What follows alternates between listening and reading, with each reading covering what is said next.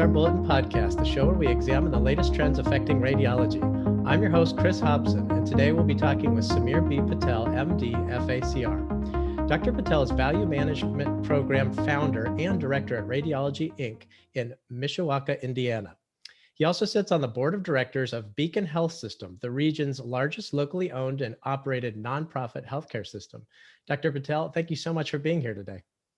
Thank you so much, Chris, for the opportunity. Can't believe it's been 8 years since you and I first spoke about this, our value management program, and quite a journey it's been. Absolutely. And that's a real testament to success. It's that it stayed and not only stayed, but evolved over those years. So I'd love to talk to you more about it today. I mean, just to give our audience some background, like you said, eight years ago is when I was first introduced to the concept of Radiology Value-Added Matrix. I think it's been around a little bit longer than that. Can you please describe what the matrix is and what it's used for? Yeah, sure. So radiologists perform so many activities unrelated to image interpretation, especially now compared to even now 10 years ago, 20 years ago, 30 years ago. And sort of how to succinctly capture and synthesize, potentially define and categorize all those things that radiologists do. And so the matrix was sort of the genesis of all those, of basically compiling all the things that we do into a categorization that physicians and clients can help better understand what we bring to the healthcare enterprise. Excellent. So important these days. Now, if you could go a little deeper into the original impetus behind the value added matrix, because it's such an interesting story. I know it, but I don't know how many of our audience members will. I guess to start us off, what problem were you trying to solve at that time? I guess we're talking 2010 or so, right? Absolutely. And unfortunately, not only in medicine, but in life, sometimes significant innovation occurs at a time of potential crisis, discomfort, and pain. And for our practice, even though our practice had been in existence since 1904, well over 100 years, sometimes the perception is the value that one brings to a healthcare system, referring physicians, clients, needs to always continually to be innovative and shown. But the problem with our practice during that particular time was we were doing a lot of things, but their perception of hospital leadership and members of the medical staff, their perception was, and what they quote saw, was we would just come in, interpret images, and go home. And really beyond that, people did not have a great understanding. And so in fact, we were being felt as to be a commodity, easily replaceable potentially. And so that was sort of the genesis of the matrix and really categorizing what we actually brought to everybody. Yes. And one kind of handy dandy, I guess you'd call it almost a scorecard attached to kind of a larger, more in-depth report. And that's, I guess, you share that annually, correct? Maybe not. I know COVID kind of threw things probably off for everybody in the world, but in the best of times, annually, right? Is when you Absolutely. share that. And, when I first generated this in 2012 and then showcased it to hospital leadership in the C-suite, as well as some key medical staff members in the C-suite, it was, oh my gosh, we didn't know all this was occurring. And the president at that time of the largest hospital in our health system stated, if we would have seen this potentially from the beginning, we would have probably never have had an adversarial engagement during that time. And ever since then, we showcase an annual report to our key C-suite members across all of our hospitals. And COVID last year obviously put a delay in generation of the report. And validation of the program comes from two fronts. One is the CEO of Beacon Health System looks forward to this report every year because he knows there's always going to be something new in there. And it's typically the best report he gets because oftentimes reports tend to have negative connotation from other departments and everything. This really is a great story to share. And then the president of one of our other hospitals, because of COVID, was, hey, I remember getting this report every year. I was just curious if I was going to get it this year. Mm. And that was last year during COVID. So And yes, it was it's in delayed. demand. Absolutely. So Wow. to me, that was validation that our largest client and key members of their C-suite really enjoy the report and puts our practice in a tremendous, great light, not only with them, but also with the medical staff, because it just diffuses throughout the system. That's so interesting. And I'll foreshadow, I'm going to promote at the end a couple case studies we've done on this very subject. And the subject of one interviewee I talked to for that was Mr. Craig Gruber, who's the CEO of the health system, correct? That's correct. Beacon Health System. And he really said something so interesting, which is, and I want to see if this resonates with you, just the opportunity for practice leaders to get in front of members of the C-suite, just to get that meeting, just to, acculturate yourself to that environment and have like I don't want to call it a standing media every year, but an opportunity every year to be in front of them to show your growth. I mean, he said that was so valuable. I'd be interested to know how you think about that, if similarly or. No, absolutely. And I think one of the things is continuous innovation on an annual basis is so important. And that was, I think, where we sort of fell short a decade ago, where we were really doing some things, but we weren't really innovating to the point where it resonated with our clients and our key stakeholders. And so the annual meeting is a tremendous opportunity. One is it keeps our practice members on task that, hey, this is something that's important to them. And it's a way to showcase and to have access to members of the C-suite in today's environment of healthcare, where really a partnership is such a successful business model. Having that access and gaining trust. Trust is one of the things that is so hard to get, but is easily lost. And having the annual report allows us to stay on task, keep that trust, enhance that trust, strengthen that trust. And it's almost in that sense become, I guess over time, I mentioned it was a scorecard, a way of checking off things. It's kind of morphed into a guide of sorts. I think that's what you're characterizing there. It's a guide and almost a touchstone to show where you've been and where you're going. I hope I'm not putting words in your mouth, but that's, if I understand correctly, it sounds like that's where you guys are now with that. So I guess, how is speaking of evolving, how has the matrix evolved since you first introduced it, beyond the way I just said it? What impact has it had on your practice, would you say? Absolutely. So nothing ever stays the same. And so how many people still have the same cell phone that they did a decade ago? Or even if they had a cell phone a decade ago. Good question. And so things will continue to change. And as such, things that are important in radiology will also continue to change in healthcare.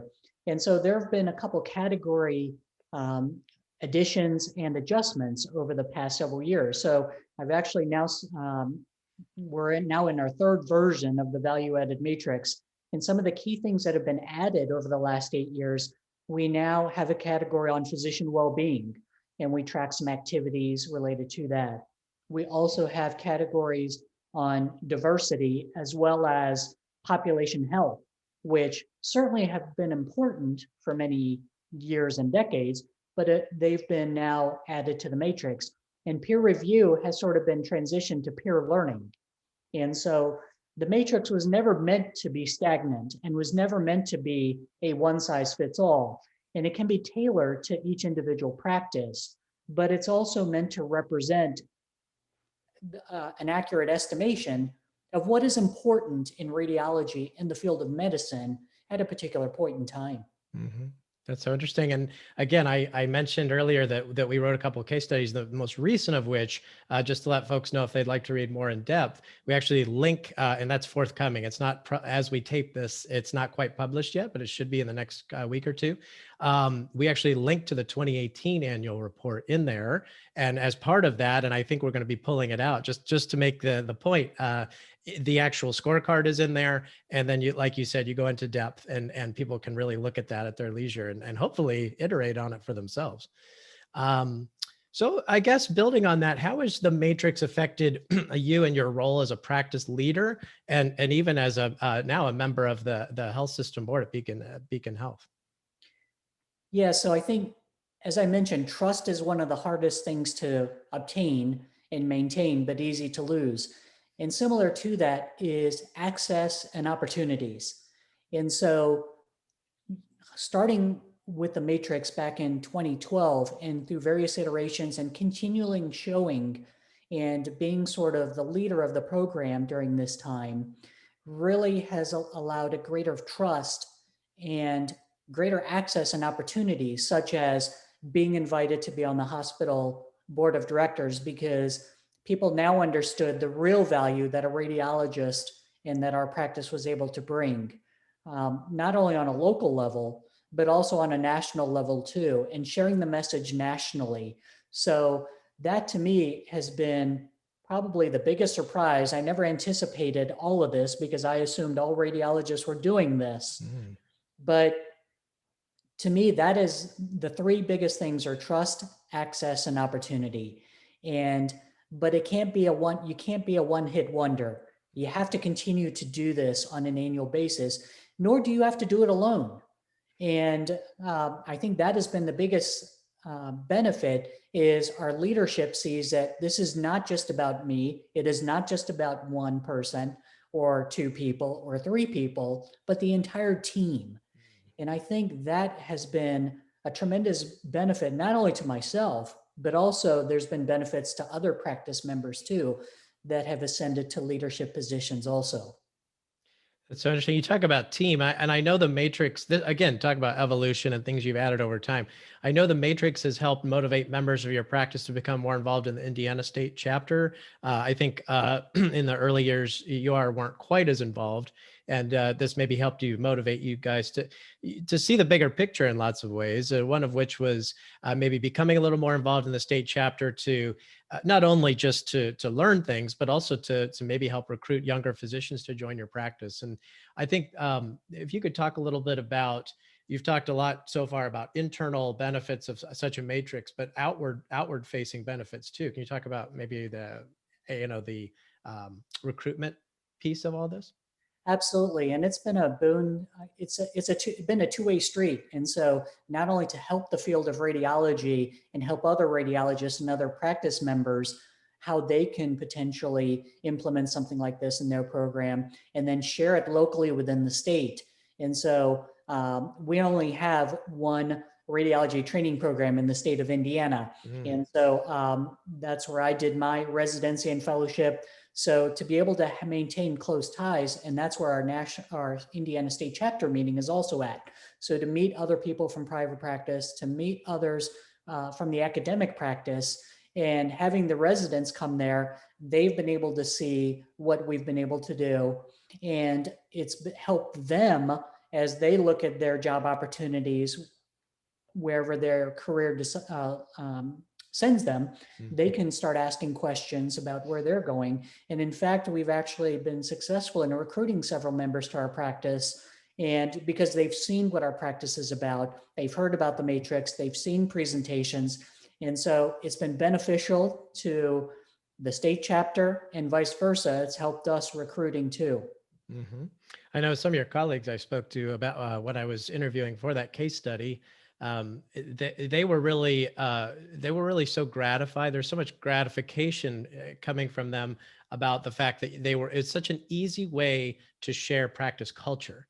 You just look at the score. All you have to do is look at that scorecard, and you can see at a glance the stuff that you most value at any given time. Not all, it evolves. But I just thought that was so interesting to have such a handy way to do that. Speaking of if we could just stay on the future for a minute, given the gaining importance of value-based care in medicine, and all that's coming from CMS and elsewhere, how do you anticipate the matrix will help you demonstrate value, particularly when it comes to things like shared risk reimbursement arrangements that might emerge in the near future, and some of which are actually already here? Absolutely. And with regards to greater value-based payments, shared risk arrangements, there's a couple benefits of having a program like ours that might help practices during negotiations or entering into those relationships. One is the time component.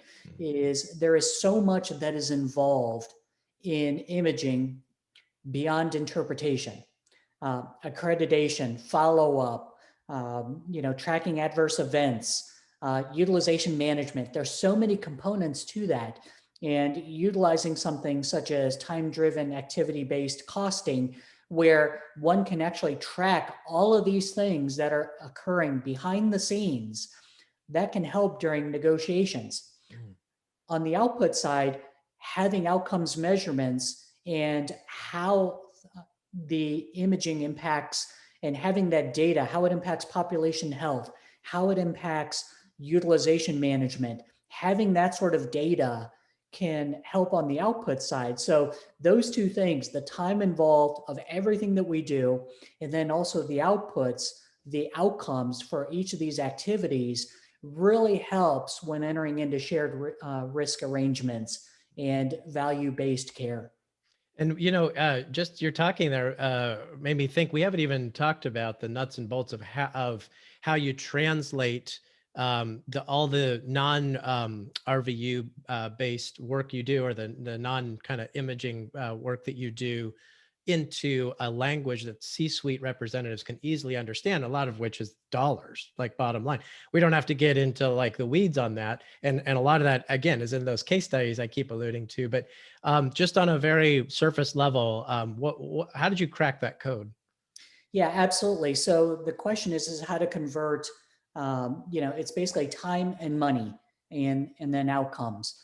And so if we look at the time input, we're a contracted service. So we're not employed by our health systems or our clients. So the amount of hours that we put in to generate a particular outcome, those are savings to the healthcare system. Correct. Because the imaging scanners, the equipment never stopped producing images.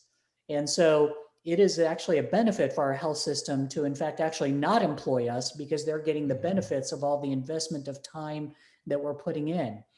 But so that's one aspect. And the other aspect would be is to calculate the actual amount of time. So let's say if an average radiologist, if we assume the average reimbursement for a radiologist per hour, let's say if you assume is, let's say $200, for instance, and that's just an example. Well, if a radiologist put in, let's say 10 hours of value-added activities, and that's actually about $2,000. But you can imagine now, if you extrapolated that to an entire practice, 1,000 hours, 10,000 hours, you can see that the actual costs and savings to a healthcare system is tremendous, because they get the output and the benefits of all those activities, attending conferences for their cancer accreditation program, being on hospital committees, which are important to running of their facilities. That is just one way to quantify some of the savings related to the time that radiologists put into that. And you're building expertise all along the way, which sometimes is hard to put a value amount on. So that's so interesting. Yeah, and I think while it's comprehensive, it's also very straightforward. So again, hopefully, at the end of the day, other practices will follow your lead. We talked a little bit about COVID-19. I think some people might be wondering in the back of their minds, did that change anything about either the composition of the matrix or the timing of everything? Because so much got thrown off last year. And I wonder, I don't ask this just as a time capsule question, because, heaven forbid we should have another one of these pandemics or a big disaster. How limber and how nimble is the matrix? So again, the matrix was really sort of as a guide for us, as a way to define and categorize all the things that we do. And with 2019, with the pandemic of 2020, with COVID-19, some activities, such as the volume of imaging studies, significantly went down. However, during that particular time, because of the trust that we had, and because of so many of our practice members were involved in leadership activities across multiple health systems, being involved in those leadership positions, COVID-19 really required us to really rethink a lot of things, be involved in high-level meetings, because rapid change needed to occur. So in fact, actually, while the volume of studies went down, the conferences and some activities went down, other things actually went up, such as executive meetings with client leaderships. Hey, how are we going to address, patient safety and physician safety and associate safety? And so those required more meetings and stuff than we typically would normally have. And so some people were actually involved in more meetings during April and May of last year when the imaging volume significantly plummeted. And so that's where really the categories of leadership and executive meetings in the matrix, those hours, in fact, actually went up significantly, while other things such as conferences and other committees went down. But again, that just shows that having those relationships, being involved with all those value-added activities in the 5 to 10 years before the pandemic really helped during the pandemic. Yeah, laying that foundation. So it's never too soon to start. If you don't already have those really good relationships in place, I think what I'm getting from you is there's no better time than now to start that, laying the groundwork. And the matrix is a terrific way first step to do that. Speaking of first steps, what if someone were to, and I don't think this is probably confined to radiology, right? I mean, lots of different specialties or primary care, whatever, can probably create a matrix of their own, I would imagine. It's not too many limiting factors. So that being said, what would be the first step someone could take if they wanted to develop a value-added matrix? Absolutely. And you're right, Chris, it's applicable to other specialties and radiology, because we just have such a massive footprint in the field of medicine. No specialty sees more patients than we do. So aside from the traditional work of a radiologist of interpreting images, we're involved in so many touch points in the healthcare ecosystem. And so one way that, let's say, the matrix can even be applicable to an individual radiologist, a couple of radiologists within a practice, a subspecialty in a practice, an entire practice. And so one easy way is to really think about what are some of the activities, the most common activities that we do that aren't related to a billable CPT code, but involves a significant portion of our time. And I would say start out with just writing down a list of 2 or 3 things. And oftentimes the things that'll come to mind would be meetings, committees, conferences. And then other things such as accreditation, engagement with technologists. Those are typically the very most common things. And then try to think about quantifying how to do that. Most practices now typically will utilize some sort of scheduling software or scheduling system. And they'll typically include things such as conferences, committees. And so that may be one way to easily extract and say, hey, how many committees did we do last year? How many conferences did we do last year? You'll be surprised by the actual sheer number. And that will be a great first step. And then I would just say, having buy-in from leadership and just say, maybe adding one activity every 2 to 3 months that we're going to track. And every person or practice will see an explosion in how much value that their practice is already doing without having to ask members to do more. Very cool. And then like we talked earlier, you kind of convert that into language that the C-suite can easily understand, and you're off to the races. That's great.